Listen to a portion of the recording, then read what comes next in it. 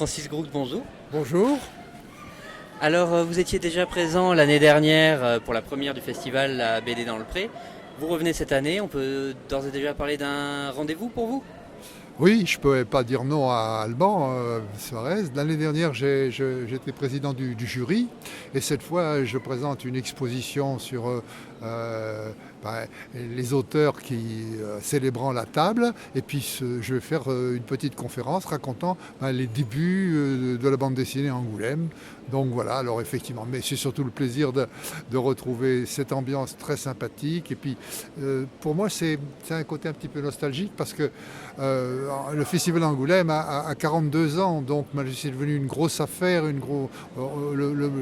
les moments conviviaux, il n'y en a pas tellement, tandis que là, j'ai l'impression de revenir en arrière, de revenir 42 ans en arrière, où on peut rencontrer les auteurs, s'asseoir à une table, prendre le temps de discuter. Enfin voilà, il y a une dimension plus humaine, quoi, voilà. Donc je suis très content. Et puis bon, comme je disais tout à l'heure, Alban, je trouve que c'est tellement génial d'avoir l'idée de faire un petit festival ici. Donc voilà, c'est avec grand plaisir que je suis là. Et que vous reviendrez l'année prochaine. Eh bien oui, bien sûr, comme on dit, si Dieu me prête vie, bien sûr. Ouais. C'est tout le mal qu'on vous souhaite. J'imagine que vous étiez à Angoulême cette année pour le festival. Oui. C'est L'Arabe du futur de Riyad Satouf qui a gagné le Grand Prix. Vous l'avez lu, qu'est-ce que vous en avez pensé? Oui.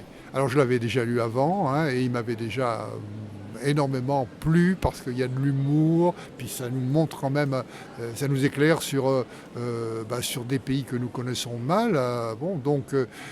Puis il y a quand même cet humour, puis le dessin qui est simplifié mais qui est parfait.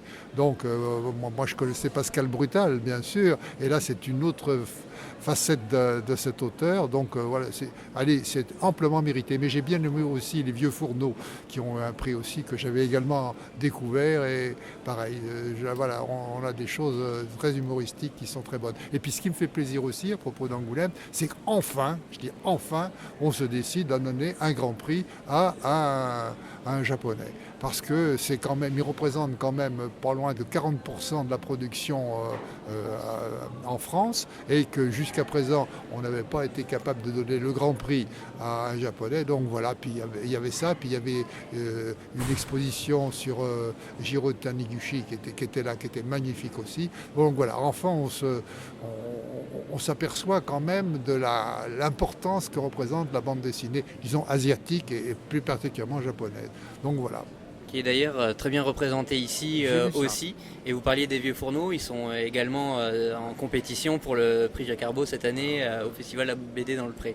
Eh bien, c'est un bon choix déjà de les avoir sélectionnés. Alors pour en revenir à Angoulême, on peut en parler un petit peu. Effectivement,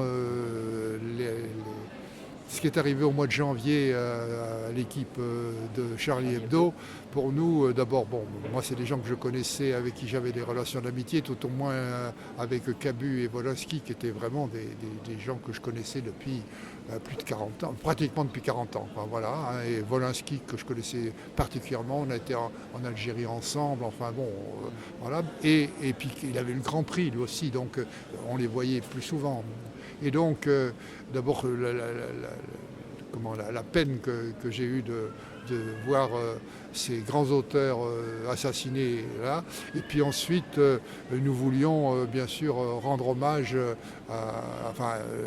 témoigner notre soutien. Donc il y a une très très grande exposition qui a été faite en toute urgence en 15 jours dans le musée de la BD, racontant, c'est-à-dire qu'on a déménagé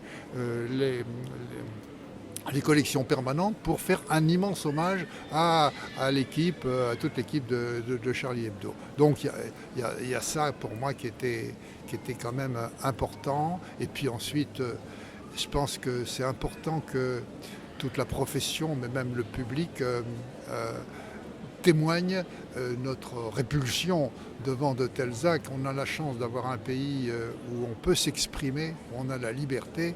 Il ne faut surtout absolument pas laisser faire de tels actes fous, vraiment. Mais là, et il faut protéger notre liberté d'expression, ça me paraît très très important. Alors effectivement, ces événements ont un peu compliqué le Festival d'Angoulême parce que on pouvait tout craindre et donc il a fallu des mesures de sécurité renforcées. Ça veut dire que là où il y avait 3 personnes pour les contrôles, il y en avait 10. Il fallait, en dehors de fouiller les sacs, passer le détecteur constamment, ce qui fait que les queues à chaque entrée de bulle, et ceci à chaque bulle, enfin, partout où le public pouvait aller, il fallait qu'il y ait ces contrôles, qui entraînaient des queues extrêmement longues, et ça s'est bien passé. Les gens ont accepté, les gens comprenaient que c'était leur sécurité qui était jeu. Les gens que l'on avait employés pour faire ça, c'est quand même des professionnels, aussi savaient s'y prendre de façon à ne pas heurter les gens, hein. Mais j'ai vu des gens qui sont restés pratiquement 25 minutes sous la pluie, certaines bulles étaient protégées, mais d'autres, ils étaient dehors, et qui quand même restaient sous la pluie et sans râler pour rentrer à l'intérieur. Donc ça s'est bien passé, on a eu de la chance que ça s'est bien passé, mais on pouvait tout craindre parce que non pas qu'il y ait eu quelque chose d'aussi bien préparé que l'assassinat des gens de Charlie, mais un fou, suite à l'exemple qui avait existé, était capable de faire ce genre de choses. Donc il fallait vraiment surveiller de très très près. Je peux vous assurer que aussi bien la ville d'Angoulême que le préfet était tous les jours dans les rues. Il a vraiment vérifié que tout se passait normalement. Heureusement, ça s'est bien passé et le public a bien réagi. À jouer le jeu. Ouais. Très bien, merci Francis Groux. Merci. Et bonne fin de festival. Eh bien, j'espère bien. J'ai déjà acheté un petit coup d'œil. Il y a des tas de choses qui me semblent très, très, très intéressantes. Mais je vais continuer à faire mon petit tour. Voilà. Merci. Merci, à l'année prochaine.